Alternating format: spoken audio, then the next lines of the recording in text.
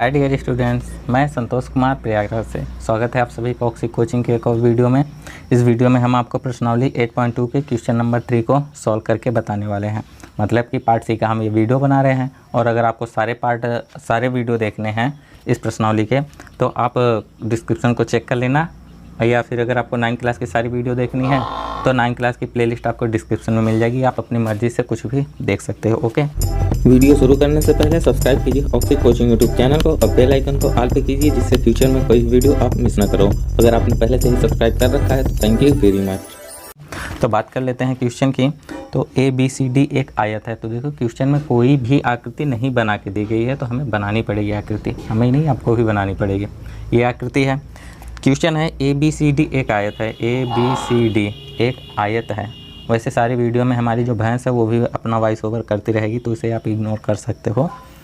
आयत है जिसमें P, Q, R और S क्रमशः भुजाओं AB, BC, CQ और DA के मध्य बिंदु हैं। देखो ये जो मध्य बिंदु है, AB का मध्य बिंदु P, BC का मध्य बिंदु Q, उसी तरीके से CD का मध्य बिंदु R और अंतिम में लास्ट में AD का मध्य बिंदु S है। तो हमें ये प्रूफ करना है कि P, Q, R, S एक समचतुर्भुज है। समचतुर्भुज प्रूफ करना है। तो अगर आपने क्वेश्चन नंबर 2 को सॉल्व कर रखा होगा तो आपको पता होगा कि क्वेश्चन नंबर 2 का जस्ट विलोम है। यानी कि क्वेश्चन नंबर 2 में बाहर वाला चतुर्भुज समचतुर्भुज दिया था और अंदर वाला हमें आयत प्रूफ करना था। इसमें क्या है कि अंदर वाला समचतुर्भुज प्रूफ करना है और बाहर वाला आयत है। ओके, तो ज़्यादा कुछ नहीं है, बस इतना ही फ़र्क है। यानी कि ज्ञात है, हमें क्या ज्ञात है कि ABCD क्या है, एक आयत है। ABCD एक आयत है। अब आयत है तो यानी कि आयत से संबंधित सारे नियम इसमें लागू हो जाएंगे। ठीक है, एक चीज़ और ज्ञात है कि देखो AD का मध्य बिंदु यस। अब देखो AD का मध्य बिंदु यस है तो ये और ये बराबर होगा। उसी तरीके से BC का मध्य बिंदु Q है तो ये और ये आपस में इक्वल होगा। और साथ ही साथ AD और BC भी इक्वल होंगे। तो अगर देखो बराबर अगर AD और BC बराबर है तो इन दोनों का आधा भी तो बराबर होगा। यानी कि ये BQ है वो AS, ये दोनों भी बराबर होंगे। तो हम लिख लेते हैं कि AS जो है वो बराबर होगा BQ के, ये बराबर होगा SD के, तथा ये बराबर होगा QC के। कहने का मतलब ये इसके बराबर, ये इसके बराबर, ये इसके बराबर, यानी कि सभी एक दूसरे के इक्वल हैं। उसी तरीके से ये इसके बराबर हो जाएगा और ये इसके बराबर हो जाएगा। साथ ही साथ ये इसके बराबर भी होगा और ये इसके बराबर भी होगा। तो हमें सिर्फ ये इसके बराबर दिखाना है, बाकी हमें और की ज़रूरत नहीं पड़ेगी। यानी AP जो है वो BP के इक्वल में, बस इतने की ही ज़रूरत पड़ेगी। उधर की हमें ज़रूरत नहीं पड़ेगी, तो हम नहीं दिखा रहे हैं। ओके, तो इतना चीज़ तो हमें ज्ञात है। अभी क्या दर्शाना है उसे भी लिख लेते हैं। दर्शाना है, दर्शाने में हमें PQRS समचतुर्भुज दर्शाना है। यानी कि PQRS समचतुर्भुज है।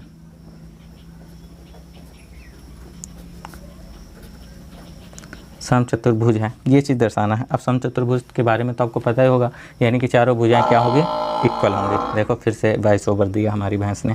समचतुर्भुज में चारों भुजाएं क्या होगी, इक्वल होगी। तो देखो आपको हल करने से पहले आपको मैं बता दूं कि मध्य बिंदु प्रमेय आपको पता होना चाहिए इस वीडियो को सॉल्व करने के लिए। और अगर नहीं पता है तो आप यार हमारी मध्य बिंदु प्रमेय वाली हमने 2 वीडियो बना रखे, आप देख लेना। लिंक में डिस्क्रिप्शन में आपको चतुर्भुज की प्लेलिस्ट मिल जाएगी और त्रिभुज की भी प्लेलिस्ट मिल जाएगी। आप किसी भी प्लेलिस्ट में जाके वो दोनों वीडियो को देख सकते हो।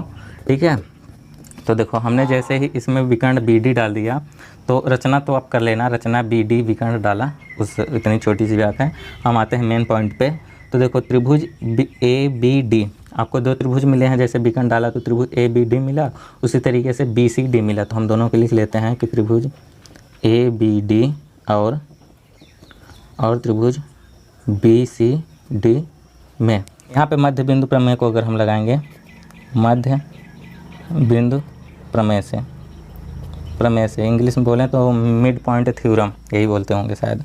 तो देखो मध्य बिंदु प्रमेय के अनुसार इस त्रिभुज में इसका मध्य बिंदु, इसका मध्य बिंदु, ये PS जो है वो BD का क्या होगा, क्या होगा, समांतर होगा।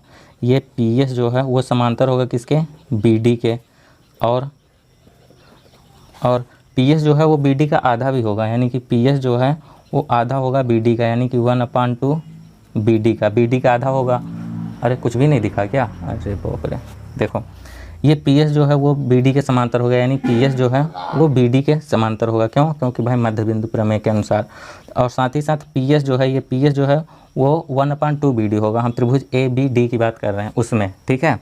हमने यहाँ पे दोनों त्रिभुज लिख दिया है ना, ये इस वाले को यहाँ से हटा दो, इस त्रिभुज का यहाँ पे काम नहीं है, ठीक है। तो इसे हम इक्वेशन 1 मान लेते हैं। अब त्रिभुज बी सी डी की बात करेंगे। त्रिभुज बी सी डी में इसमें भी हम मध्य बिंदु प्रमेय लगाएंगे। मध्य बिंदु प्रमेय से देखो, इसमें भी अगर हमने मध्य बिंदु प्रमेय लगाया तो ये मध्य बिंदु प्रमेय त्रिभुज बी सी डी में ये जो क्यू आर है, ये इसका और इसका दोनों भुजाओं का मध्य बिंदु है। अब इन मध्य बिंदु होने के कारण अगर हम इसको मिलाएंगे तो ये बी डी के समांतर होगा और साथ ही साथ बी डी के आधा भी होगा। तो हम लिख लेते हैं कि क्यू आर जो है वो समांतर होगा किसके? बी डी के, तथा या फिर और ये जो क्यू आर है वो समांतर होगा, वो बराबर होगा 1/2 बी डी के, बी डी के। इसे हम इक्वेशन 2 मान लेते हैं। अभी हम समीकरण 1 और 2 से देखो, ये पी एस जो है वो बी डी के समांतर है तथा क्यू आर भी बी डी के समांतर है। कहने का मतलब ये भुजा इसके समांतर है तथा ये वाली भुजा इसके समांतर है। तो इनडायरेक्टली ये भुजा और ये भुजा तो समांतर हो जाएगी ना। तो कहने वही मतलब है कि पी एस जो है वो समांतर हो जाएगा किसके? क्यू आर के, ठीक है। और ये पी एस जो है बी डी का आधा है और क्यू आर भी बी डी का आधा है। कहने का मतलब ये पी एस जो है इसका आधा है तथा क्यू आर भी इसका आधा है। तो इनडायरेक्टली ये और ये तो बराबर ही हो जाएंगे, ठीक है। तो हम ये भी लिख लेते हैं कि पी एस जो है वो इक्वल है क्यू आर के। तो अब आपको एक समांतर चतुर्भुज के प्रमेय के बारे में बता दें कि समांतर किसी भी चतुर्भुज में अगर सम्मुख भुजा का एक युग्म बराबर हो तथा साथ ही में समांतर हो, तो देखो यहाँ पे समांतर भी है और वही युग्म बराबर भी है, तो अतः वह चतुर्भुज क्या होता है? समांतर चतुर्भुज हो जाएगा। तो देखो पी क्यू आर एस क्या हो गया? समांतर चतुर्भुज। तो हम यहाँ पे लिख लेते हैं कि अतः पी क्यू आर एस समांतर चतुर्भुज है, समांतर चतुर्भुज है। अभी देखो समांतर चतुर्भुज हमें नहीं प्रूफ करना था, हमें सम चतुर्भुज प्रूफ करना था। ये अलग की बात है कि सभी सम चतुर्भुज समांतर चतुर्भुज होते हैं, लेकिन सभी समांतर चतुर्भुज सम चतुर्भुज नहीं होते।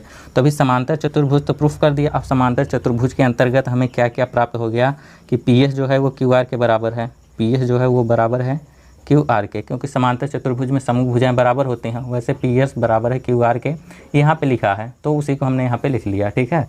तथा पी क्यू भी एस आर के बराबर होगा, क्योंकि समांतर चतुर्भुज में ये दोनों पी क्यू और एस आर सम्मुख भुजाएं हैं। तो पी क्यू जो है वो बराबर होगा किसके? एस आर के। ये भुजा इसके बराबर में हो गई तथा ये भुजा इसके बराबर में हो गई, इतना हो गया।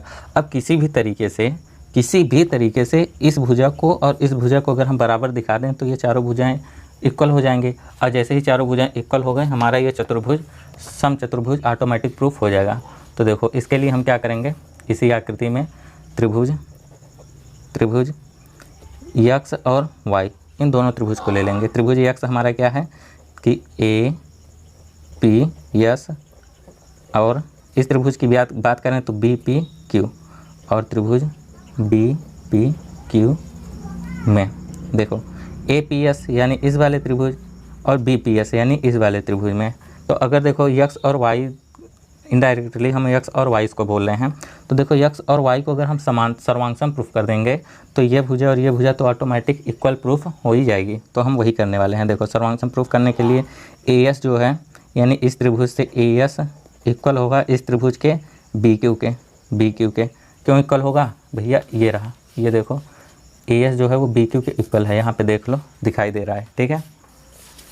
ए एस जो है बी क्यू के इक्वल हो गया तथा साथ ही साथ ये तो इसके बराबर होगा ही होगा। तो ए पी जो है वो किसके? पी बी के बराबर होगा, कोई दो राय ही नहीं है। इसे हम लिख लेते हैं दिया है, अगर कारण में अगर लिखना है तो दिया है, और ये चीज़ भी दिया है तथा ये एंगल 90 अंश का होगा, क्योंकि भैया आयत है, ए बी सी डी आयत है, तो ये 90 है और ये भी 90 है। तो यानी कि एंगल ए इस त्रिभुज से बराबर होगा एंगल बी के। क्यों भैया? क्योंकि समकोण है। तो देखो दो भुजा एक एंगल से, यानी कि साइड नियम से हमारे दोनों त्रिभुज क्या होंगे? सर्वांगसम हो गए, यानी कि त्रिभुज ए पी एस सर्वांगसम हो गया त्रिभुज बी पी क्यू के। देखो भैंस ने वॉइस ओवर देना फिर से शुरू कर दिया, अभी तक वो न जाने क्या सोच रही थी।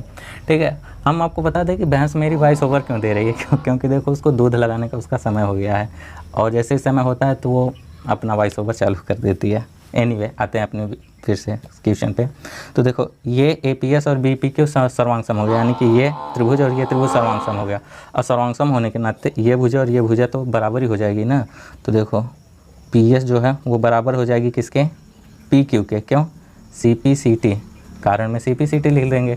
तो देखो पीएस पीक्यू के बराबर हो गए। अब देखो मैजिक देखो, ये पीएस जो है वो पीक्यू के बराबर है। ठीक है, यानी कि अब हम यहाँ पे फिर से लिखते हैं पीएस जो है वो बराबर है पीक्यू के। अब पीक्यू जो है देखो पीएस बराबर है पीक्यू के, अब पीक्यू जो है वो एसआर के बराबर थी, तो पीक्यू के बराबर हम एसआर लिख रहे हैं। ठीक है, अब पीएस जो है ये पीएस जो है वो क्यूआर के भी बराबर थी, तो पीएस के इक्वल टू में हम क्यूआर भी लिख रहे हैं, यानी कि ये चारों भुजाएं हमने इक्वल प्रूफ कर दी।